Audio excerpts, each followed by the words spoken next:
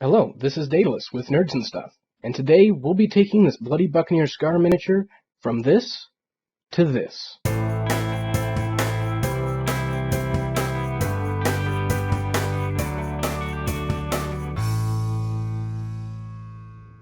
Let's get started. So we're just going to start today with kind of additional touch-ups on the flesh tone. So I've been going very slow throughout this model, building the flesh up to make sure that it doesn't get chalky, doesn't get kind of weird texture to it or anything. So we're just building up some additional color. You know, I've started cutting in additional lighter flesh tone paint so that I'm kind of doing like pre-highlighting before wash. I kind of wanted her to have very non-human skin because the Satyxis aren't quite normal, you know, in the Iron Kingdom's lore.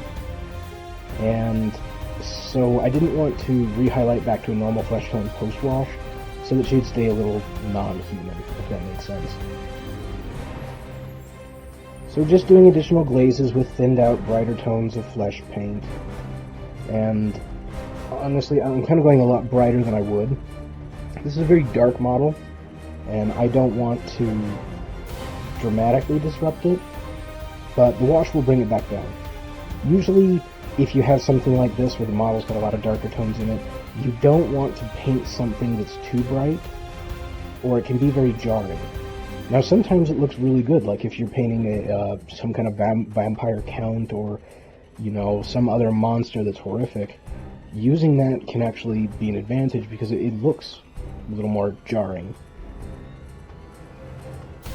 But for this model, I just wanted to really have, I know it's going to sound kind of weird, but kind of a normal-looking model in the Cryx army. So much of it is, you know, undead, or like rotting zombies, or mechanic zombies, or, you know, giant angry stompy robots, that often you don't get a nice female model to paint. That's no complaints, that's what I picked, but sometimes it's nice to throw something like this down on the table.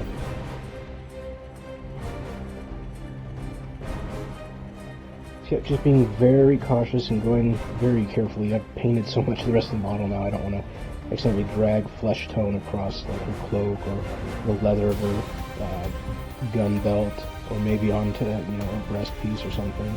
And God forbid I do not want to mess up those eyes. Her skin.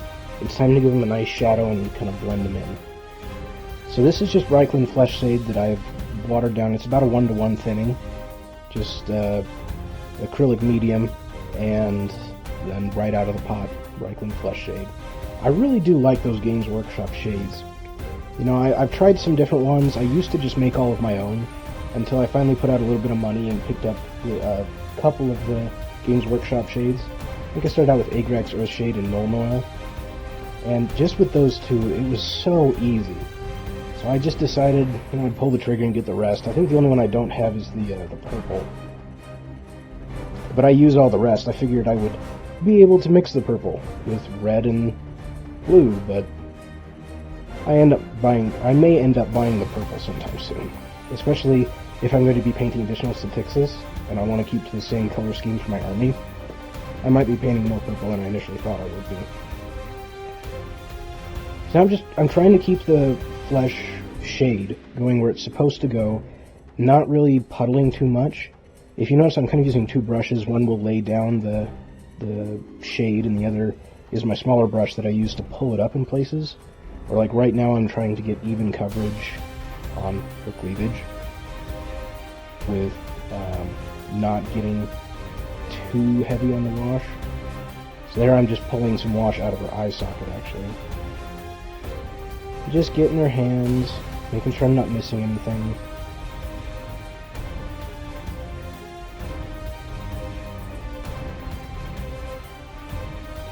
Just putting a little bit between the lips. I already put the lipstick on, but I just want to give a little bit of a divide between the two. So now that that's dry, we're going to hit the rest of the black parts. So I'm just doing some touch-ups, trying to cover up a few of those rub spots we talked about in the last video. And we've got to do that hair. Right now, I'm just kind of getting a little coat of black paint over all of it, so that I can... even though I prime black, I often like to still paint the black over top first so that I have a uniform color I know of. Every once in a while, the color that comes out of the primer can isn't quite, we'll say, a matching color to what you typically use. So like if I spray out a black, and then I pull out one of my other blacks from, we'll say, the miniature painting lines, and I paint them side by side, you can visibly see the difference between the two blacks if you look close. It's kind of unusual. So even though I prime black, if I'm not putting metallic paint right on top, I'll usually still paint black down. So I'm also moving on to some of the other metal parts, like her sword, and that ring around the top of the skull. Just refreshing the black on those for any paint that may have strayed while I was painting the other stuff. And I've also noticed she's got kind of this little frilly shirt business going on under her coat. But it's not a shirt because she's not wearing a shirt, so maybe it's just like a frill or something. Either way, she's got these little tufts that hang out at her wrists. So I decided I would just make those black too. You know, they were such a minor thing. They were sculpted, so something I definitely should paint. But I don't want it to be too important or too noticeable, because it is just such a minor thing. So now I'm using the exact same highlighting technique that I used before with these little wrist bobbles. Just cranking them out real quick. Cleaning up a few areas. Oh, she also has these bootstraps going across the top of her feet. And I don't know why, but when I was painting her boots, I missed those. I guess I thought I was going to come back with a leather tone paint or something and do them in leather, but I think they just look better in black anyway. I mean, they're on the boots are attractive enough, or, you know, attracting enough attention. I don't need to top it off by putting a strip of brown right across it. It's not necessary. It'll pull away more than it adds. So I'm doing all these black parts at once. Right now I am lining the hair with kind of the first of the really dark gray highlights. I also just did the wrist frills as well. I should have just done all this at once when I was painting black, but it didn't occur to me that anything besides her boots would be black, even though I had planned to have her hair black. And kind of funny how that works when you paint. You just kind of click on autopilot and just do the next thing and move on. It's all about that process you get used to, you know? For me, I usually focus on one area of the miniature at a time. Like earlier I painted her boots straight, and I just did her boots. And I used to paint like all the base coat and then all the highlights at once and then wash all at once. I would paint flesh and then mix up a or a flesh wash, and then I would paint metal and mix up a black wash. And I got in this habit of just painting areas because I wanted to finish an area before I moved on. I also found that when I did that, I had a lot fewer mistakes. Like I wouldn't accidentally drag paint in other places because I would just focus one area until done and move on. But as always, your mileage may vary. Paint what you paint, or, you know, find your technique and use it. I just share what I do in the hopes that maybe it works for you, and if it does, that's great. If it doesn't, well, don't use it. So just doing another gray highlight on the bootstraps. We just did another coat on the hair. She's also got these little straps that kind of link her chain skirt with kind of like chainmail socks she's wearing. It's kind of unusual, actually. I thought when I initially saw the model they were just stockings that were clipped in, like a garter style clip, but it's definitely textured like chainmail. So maybe that's just Skarre's thing. She really likes that feel of chainmail against her skin. I don't know, Satyxis are really weird. They're in the Iron Kingdoms. They're a strange species. They're all female. They believe in blood magic. Any males that are born to them, they kill immediately. And to reproduce, they actually just go around and hit port towns and kind of hook up with guys. And if the guy gives them a female child, they come back to have another child. If he, if he gives her a male child, they kill the male child and then hunt down the father, because their bloodline isn't satisfactory enough to provide them with female children or something. They're pretty bonkers. I mean, I think you'd have to be to work for the Cryx army, the Dragon Father Turek.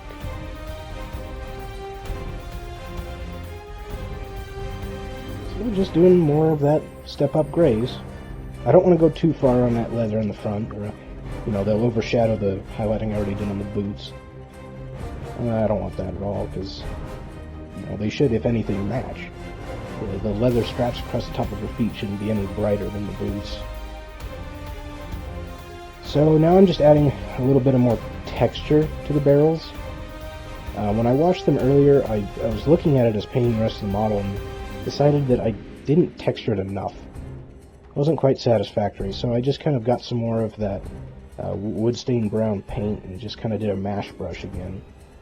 Just adding some more, little bit of color. Now I'm coming back through with silver paint, the chainmail silver, and touching up a few areas that maybe the bright bronze got on.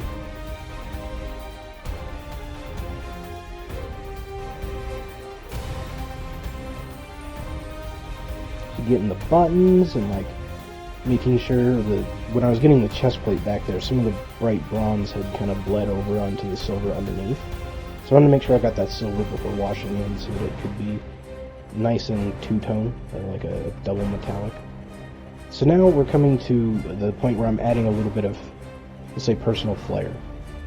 In the studio scheme for this model, she has gold trim all over her jacket, and that's great, it looked really nice. But I still wanted to give it that little personalized touch from my army. And as I mentioned before, you may know, I'm painting my Cryx in a blue scheme. So I wanted her to have a little bit of blue highlight. So what I'm doing is coming through with a real thin glaze of cyan blue and just slowly building up that color right at the trim. I chose the cyan blue because it's really bright, but can also be shaded fairly well. And it's actually a complementary color with purple. If you have a color, or if you don't have a color wheel, I highly recommend you get one because they'll help you pick colors that naturally go together. The others in the triad, or like the color triangle on the wheel, are we've got our golds that go really well with the purples, and then the light blues.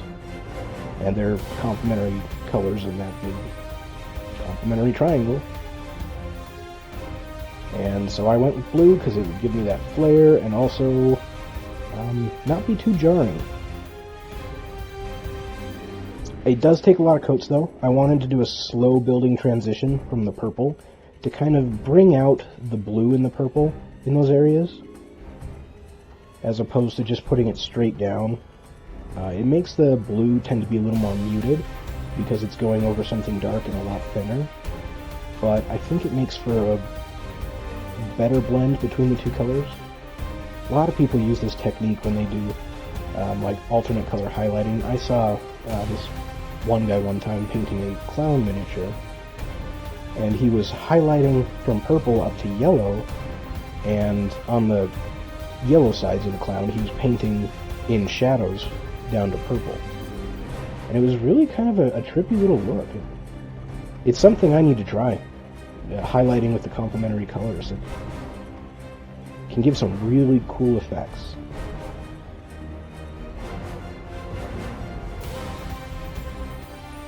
Sorry for some of the weird camera angles here. I'm using a very fine brush and trying not to accidentally get any blue paint on any of the older parts I've already done.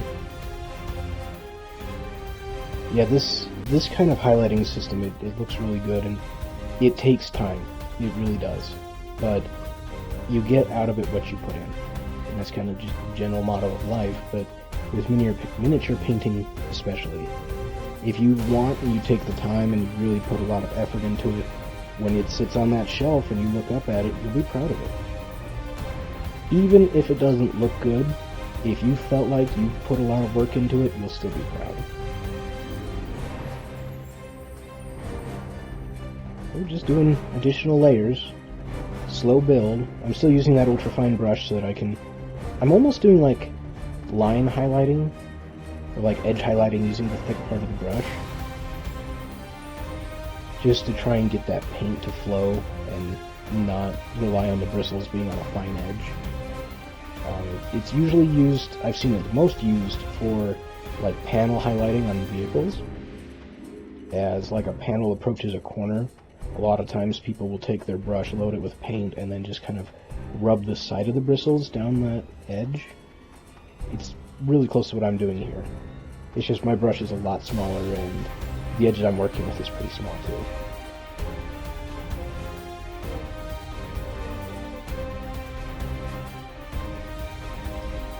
She's also wearing this little sash, it ties around her stomach, where she's got her belt buckle, the skull and kind of crossbones type look.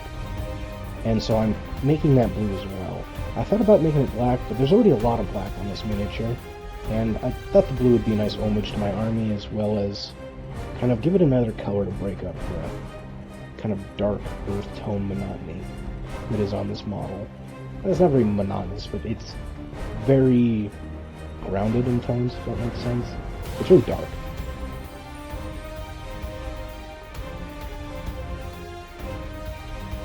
So just like before, I'm just doing the glazes. I'm putting them on a little thicker in the sash because the sash I want to stand out.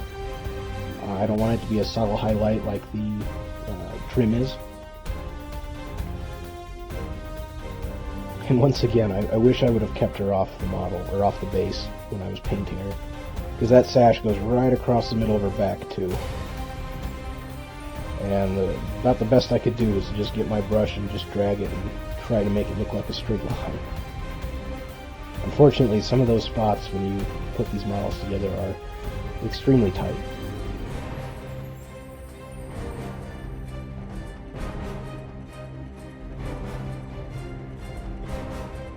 Now I've moved on, kind of give a little break for a bit, and I'm prepping the rest of the metallics. I'm painting her dagger black, and kind of making sure I didn't bleed anywhere onto the sword again.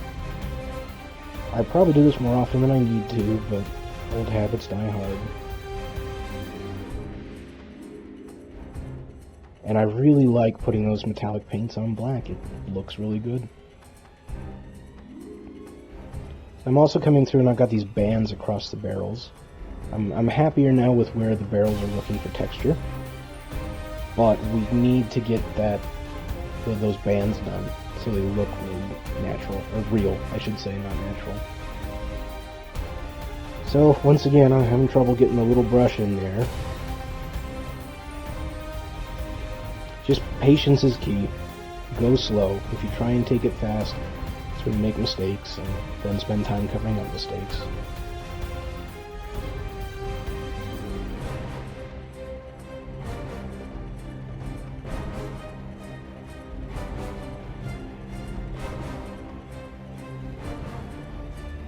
So now that I've got those bands done, I'm just touching up a few other places.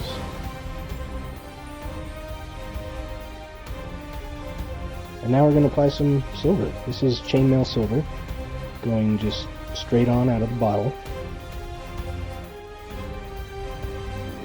In my Cryx army, I often do most of my metallics with silver with bronze highlights, and so this is no exception. Most of the stuff in my army has got silver or other metallic bases, and then those little bronze highlights. It's a nice color combination. It makes them look a little more ornate, which isn't always best when you're looking at things like zombie robots, but I think it looks nice. Especially with blue. You know, yellow is a complementary color of blue, and blue and silver just look really good together too. So that combination with the blue, the silver, and the bronze, it looks really nice. I would go gold, but gold is too yellow, if that makes sense. When you paint gold, it always comes out, I don't know, to me it always looks fake.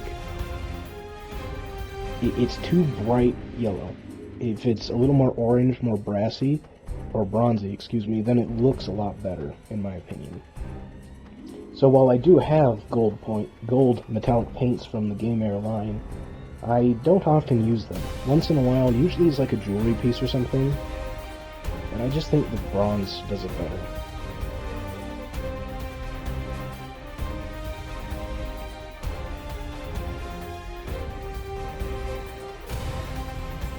So just finishing up a few touch-ups with that fine brush, getting the metallic in the right places. Making sure we've got the bands all done, there's no black gaps sticking out. Getting the dagger now. Mostly just making sure I've got good coverage. Once in a while there'll be a few black gaps that'll stick, or like it'll streak a little bit when covering. Just gotta do a second coat. So just getting the last little bits of silver.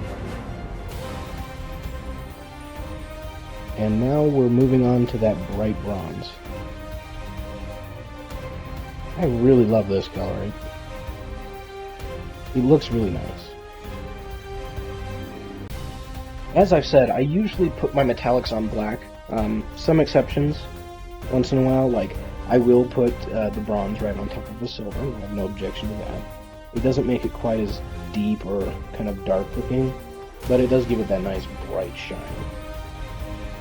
Usually I put the bronze on a brown, but also on black. I find it makes it nice and dark and gritty looking. I also have a little trick you'll see in a little bit for my brass, my bronze, to really make it look aged, look weathered, in my opinion, look real. So now I'm just putting some on the tips of the pommels.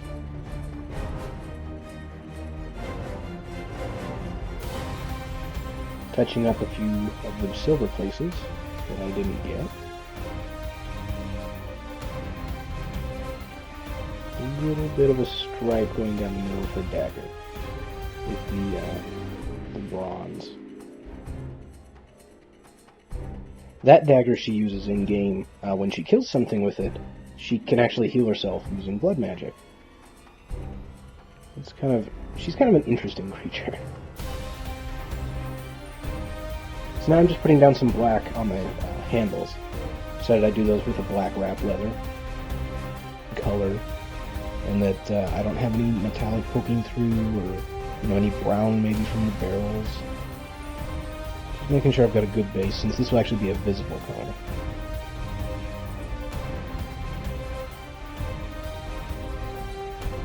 Now when we paint these wraps on, we're going to go a lot more dramatic, faster than we did with the others. So I want these to really stand out, so I'm just starting with like a real lighter gray to kind of draw in the wrap. This is one of those things where you have to overdo the contrast for it to really be seen.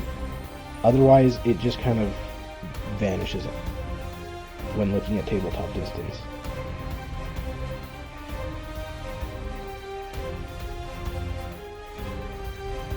So now we're just going to wash some metallic bits. Just getting her chainmail skirt. This is thinned down Nuln oil, by the way. It's what I use for most of my silvers. Once in a while I'll do something fun with a colored wash on like a weapon especially. If it's got some kind of magic quality I want to emphasize, I'll do like a green or maybe a red to tint the metal so it just doesn't look quite normal. Right now we're not doing that on this particular model, because her sword, I can't seem to recall does anything special magic-wise. Just the dagger. So there's those chainmail socks I was telling you about, those stockings. Getting some Nuln oil on them too. And the shoulder pads.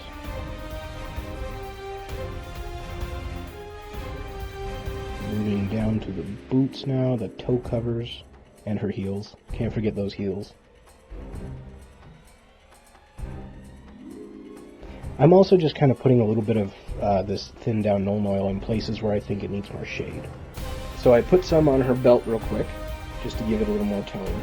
And I'm also getting the side of her sash, because I don't want to mix a blue up. I don't think it needs it. It's such a small accent point. I can just do a black and just give it a little bit of a tonal shade, and hopefully the purple it was painted on will also help bring it in line with where I want it. So we're getting the metal on the weapons, and just adding some more on the barrel. I kind of had some extra left on my wet palette, so hitting a few extra areas. Getting those rings. I want them to be really murky, because they shouldn't be very clean if they've been hanging out in the back room of a pub. God only knows what they've got on them.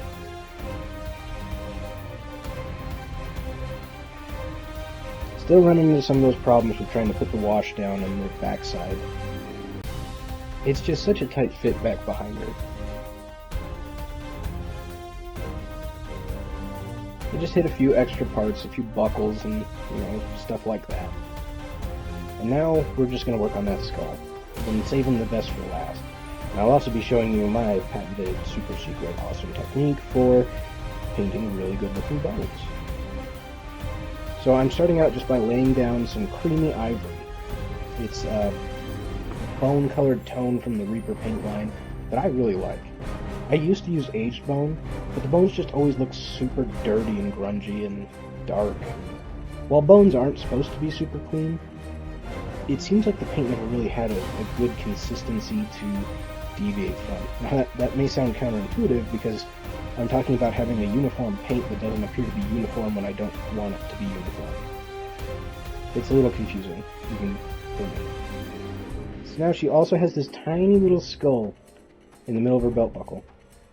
It's probably just supposed to be metal, but why not have the added flair of a little human, or, well, probably a little rat skull on her belt buckle? So I'm just hitting those metallics around the top there, that metallic ring, I should say. And I'm making it her tankard, as well as her handle, to hold on to said skull tankard.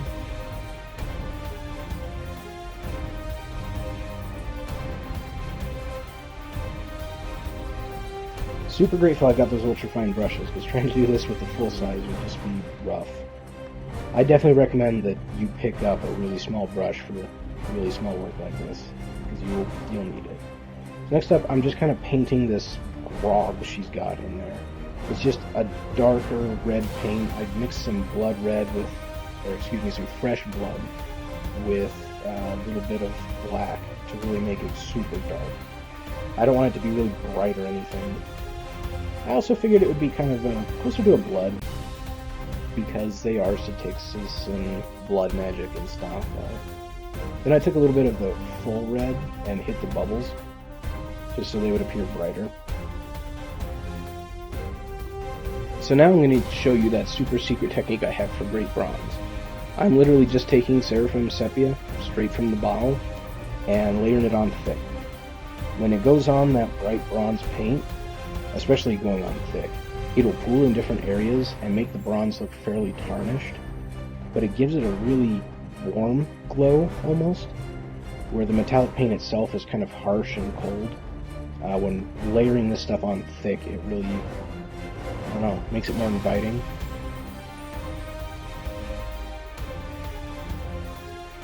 So I'm just getting them shoulder pad linings, and I already got the boots and the back of her sword. Those are the big ones.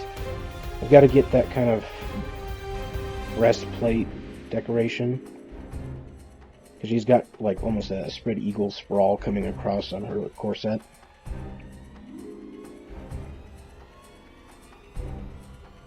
I'm not too worried about getting the shoulder pads super heavy duty with it, because they're such small pieces on armor trim. But I am wanting it to be really dark on her sword, because there's some good detail lines in there to fill up, and if I can lob it on there thick and let it dry that way, it'll give it a nice... So now I am painting some gemstones in. The model itself doesn't typically have them, but there were good opportunities, and I just love painting gems. They look so nice. So I put one in each side of the crossguard on the dagger, as well as taking one of the kind of brass inset orbs up on her collar, and I made that into a gem too. So we're just using standard gem techniques, you know, layering with red. I've actually got a tutorial on this if you want to see the technique in full, slow detail. It's kind of hard to see because they're so small, but it's little things like this that really make the miniature shine. Things you don't notice until you've got it in your hands and you're looking at it really close. I decided to go with red for the gems because I really wanted it to kind of emphasize that blood magic. Hopefully that would be some kind of like semi-spiritual connection between her and the dagger, almost like a mechanism for it to work. This is all just the fresh blood paint and a little bit of black, and well, in varying amounts of black to create the darker shades. Just throwing the little tings on there. And the gems are done.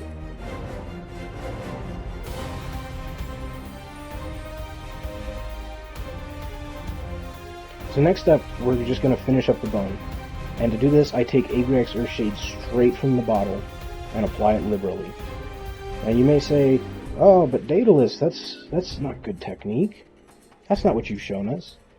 Well, for bone, it is. Because bone is not uniformly one color. It's erratic. And I found that using this technique makes the bone look really natural. And it doesn't take a lot. So the last step are these horns. And these horns are kind of funny. In-game, it's a weapon she can use, and they're called Great Rack. And if you can't laugh at that, then I think you're probably not quite ready for this game. But this is just a little bit of that creamy ivory mixed with some brown to kind of bring it down, so that I can have a two-tone look. So just being very careful with these horns. I don't want to mess up that hair. I just want to let time on. And it needs a lot of coats, unfortunately, for good coverage, because we're painting a real light tan onto black. So there's kind of some tricky angles here, especially down at the base of the skull, right where they come out. The horns have kind of got this big mass bulk that comes right out of the forehead. And so I'm trying to get that painted and get a good base tone on that without hitting that hair. Yeah, just want real even coverage. Good foundation done first. So next, I'm actually just going to take a lighter bone color. This is the creamy ivory straight, and I'm dry brushing that on to pick out all those raised edges on the horns. They've got a real layered kind of look to them, and so I'm not doing a super big dry brush. I'm trying to keep it more controlled so that I don't drag the dry brush across the hair and pick up those raised edges. So I'm just keeping it really local too. Trying to get a little more of the pure creamy ivory at the top of the horns so that they look brighter up there and newer. Then I'm also taking straight creamy ivory and getting kind of those budding joints right out of the top of her head.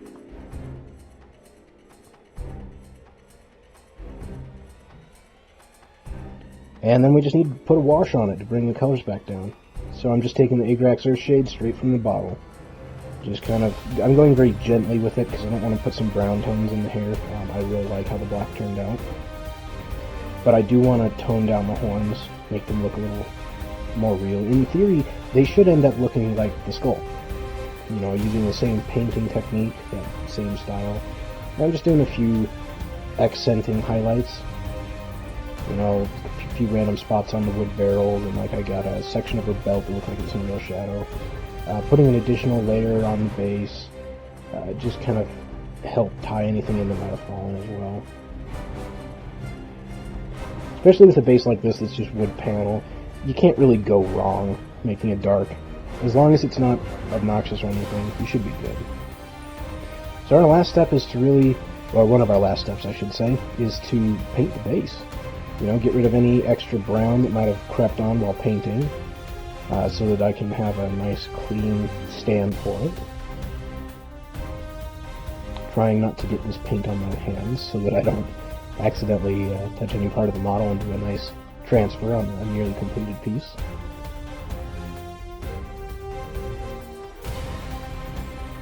Now just doing a little bit of touch-ups on her fingernails, just putting a little bit of red paint, giving a little bit of polish, aerosol. And now I'm taking a little bit of gloss finish and just hitting those gems so that they shine. Kind of adds a little extra help to it to make it look nice and real. I'm also getting her fingernails just because.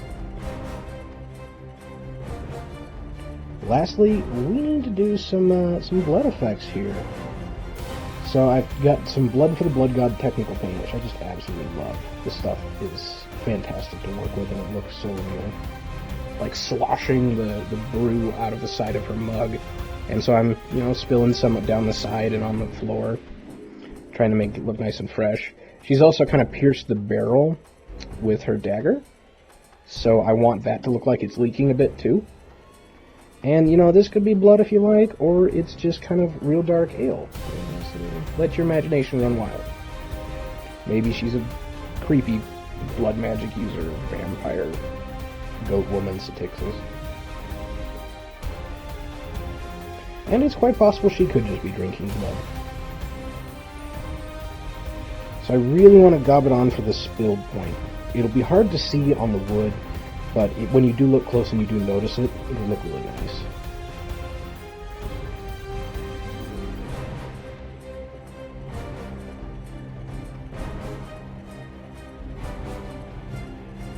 Now I decided I'd come back and I'd also put a little bit of this blood for the blood goddess. Nail polish. Why not, right? It's a nice darker color and kind of adds a little bit of the creepiness. And I'm also just expanding that spill, making it look a little bit bigger. Next up, I've got a micron marker, and I'm just going to write 2 B's on the top barrel. But I did find out that my micron marker is actually not working so well, so I think it's time for me to get a new one. So I just wanted the 2 B's to be for Bloody Brew, or Blood Brew. And then do the same below, on the bigger barrel where I can actually spell it out.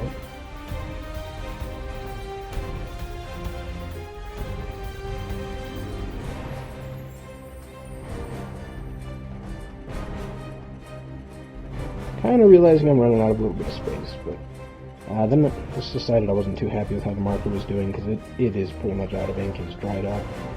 I was kind of starting to scratch the paint more than actually leave anything behind. So I got my super detail and brush, and I'm just kind of painting the letters now.